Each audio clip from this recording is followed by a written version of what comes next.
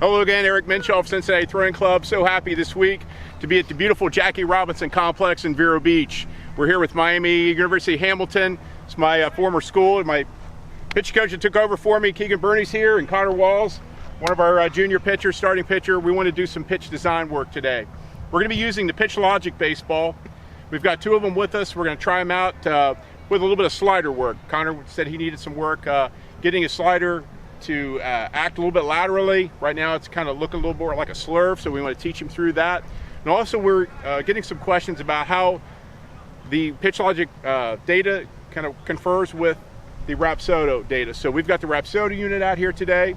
So we're going to be able to show screenshots off the PitchLogic app, and we'll be able to show them in comparison with the Rapsodo.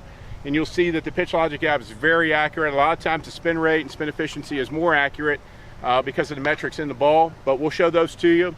Looking forward to getting a lot of work done today, so let's get after it. On Connor's first slider here, we're noticing that the position out of the hand is about 150, and the actual pitch, how it rotated out of his hand was about 730 or so. 77.4 miles an hour, decent spin on it. Spin efficiency is low, which we're looking for, but this isn't the exact type of pitch that Connor's trying to throw. It's got a little bit more downward action, a little more slurvy action to it. So he's going to make some finger adjustments here with his grip, and we're also going to try to get this to run a little bit more lateral.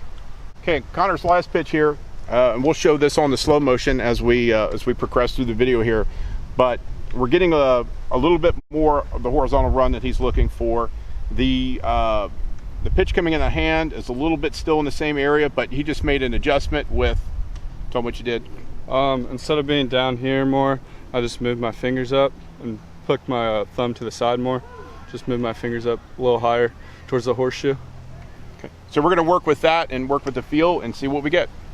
Okay, taking a little bit from Eric Jager's book, we decided to make a change. I know what Connor wanted to work with. We wanted to see what the results were with his feel, with his thumb adjustment, but we made another one. And go ahead and tell him what we did here. So I decided to go back kind of down more still, but instead I tucked my thumb underneath, and then instead of having just my wrist straight, I preset my wrist and then just threw it like a fastball, but my wrist is already preset. So and keeping these fingers on the long. And then keeping the fingers out in front more, and then instead of like breaking my wrist like a curveball, I just kind of came through the ball, but my wrist was already preset, so. Reset straight. We don't want to manipulate like this too much because we'll run into some trouble.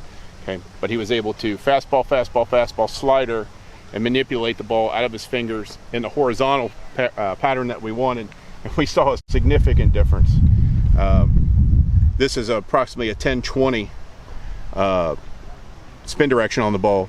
Versus where we were before, which was more like a slurve when we were down here. So we're seeing some significant difference just in a few pitches. So continuing to play with the slider, we've got some results here that we were looking for. We're now 130, 140 position with the way the ball is set in the hand, and then actually we're almost 9 o'clock on the dot for a horizontal slider. So within about 12 to 15 pitches, with some certain field techniques, some of the things that we use from Driveline. Obviously, Eric Jagers does a fantastic job in a Driveline Plus showing us how to get there with the pitch design. We've now used the PitchLogic ball to give us immediate access to the data. Unfortunately, the Rapsodo is doing a good job and it's matching up our numbers, but we're getting these instantaneously. The Rapsodo is just taking us a little while, but for instant communication back to the pitcher and getting to where his feel is, we're getting this immediately right here, and we're also getting the exact type of pitch shape that we're looking for. Just finished our session here with Connor. Got some really good results out of the slider today. Difference between throwing the slurve and actually getting a horizontal slider. Work through the grip changes, work through the pitch design and the slow motion as you're going to see here in the video. Just want to get some feedback from Connor about the PitchLogic ball and the process today. It was really nice just to throw the ball and then you instantly get the feedback. You can tell how it spun, where it spun, if it had horizontal movement or if it just dropped instead. So it was really nice to get that instant feedback, so then I could just play with my grips more instead of worrying about all the data. But it's also really nice to have the Rapsodo with you and get that other feedback just to see how it went and compare the two numbers. So what we did today, so for my slurve, I had the same grip, but my thumb was more to the side of the ball like this.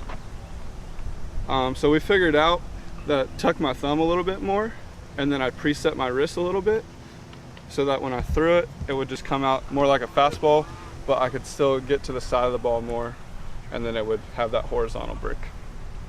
How's that ball feel compared to the regular baseball to you? Is it the same? Does it feel Yeah, good? it feels exactly the same. I like the seams and everything. It feels like the ball I pitch in a normal game. Yeah, but it looks like we beat it up a little and it performed really well, Yeah. both of them, so that's pretty good. Keegan, what do you got? I really loved using both the Pitch Logic and the Rapsodo today, just to help us see, okay, one is getting the same results as the other. So it's very similar results. Numbers are a little different just because of where the measurement's being taken from. The Pitch Logic's basically right out of the hand and instant feedback. Rapsodo's closer to the plate, so velo's a little bit different, but that's not really what we're worried about. Today with Connor throwing, he's coming off of a successful outing in his last start. We talked through, we had a plan coming in, knew what we needed to work on, and today was a lot of touch and feel work, a lot of, from a coaching standpoint, asking questions, not necessarily saying, hey, this is wrong, this is what you have to fix, but going by what Connor's feeling and thinking to make some more competitive pitches throughout the game.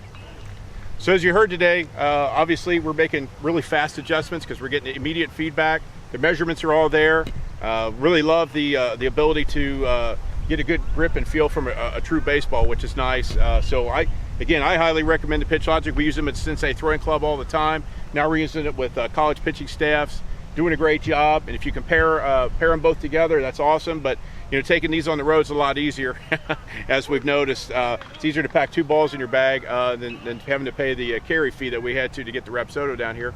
But we're not against that. We're for all data that works, and for pitch design work today specifically, this worked great because we got the instant feedback. But thanks again for joining us. I appreciate it. Highly recommend the Pitch Logic Baseball. Make sure you check out their website and get an order in as soon as you can. This is a great teaching tool. I highly recommend it to everybody. And thanks again for watching the Cincinnati Throwing Club. We appreciate it. Take care. Have a good one.